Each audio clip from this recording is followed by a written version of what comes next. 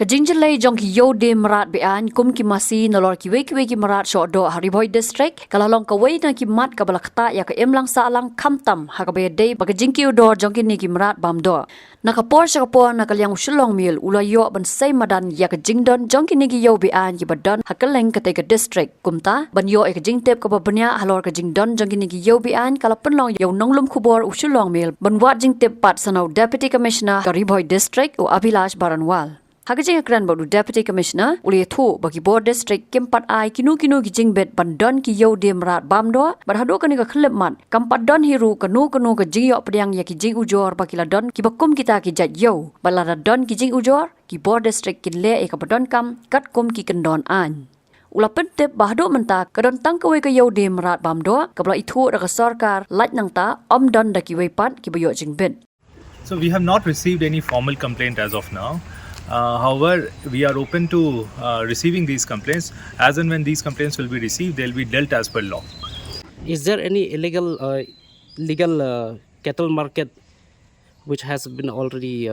authorized by the district administration in Bhoi district? If any illegal market will be authorized, it will become authorized.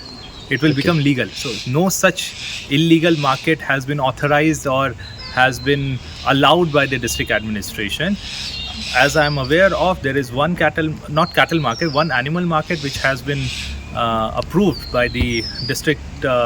animal market committee. But apart from that, any other market, if it is operational, it is illegal, please bring it to our notice. We'll take necessary action against them. Hakabia day bagajing keno bakala don kajing yai beteng kajing ket bi an ya ki masi niki Mrad bam do ban shalan nakabayat lingba na ki snong khaput kum na ki benta ka snong amjong bat na ki than jirang u deputy commissioner ule Ithuh bala batha e ki bor katanat ki badai khmi e kani ka benta kata ka veterinary bat kumju e ki bor pulet ban le e ki jingjure bakindet bakin yo le e ka badon kam bat ule Ithuh ru bakila don teng ki bala ju yo bat na ka jingdon khti ban panyat yo bi an bat kum kitei la register mokoduma persa ya ki kat kum ki kendon Okay, so whatever complaints we have received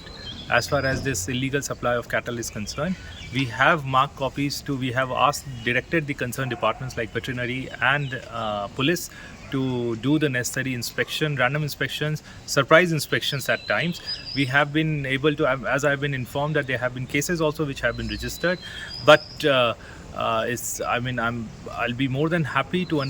increase the number of inspections at the entry point so that we can curb this menace. Habatin, pej bahagi kashap plus F. Ka plus F? Hakabam bangibam dunaki eki batay kamet. Namar kata habathiru atau kau kamlu ka umpnyang kadut pej ya kashap plus F hakajingsom. Yaki nutrient kumki vitamin bat ka ayan la icon diat bada ka bathau bha kam khta ka dur jingki marbam ka jingmat lani ka rukom shed yaki balehi banai kita kadon ka we ka jing mentoy ba kongsan ka kot ka khia ka nutrition ba khambha ka jing im ba khambha pendon kam daki marbam modon ka sharp plus F menta kasni Lawan Ra Shafi Lingba ko office jong commissionerate of food safety Meghalaya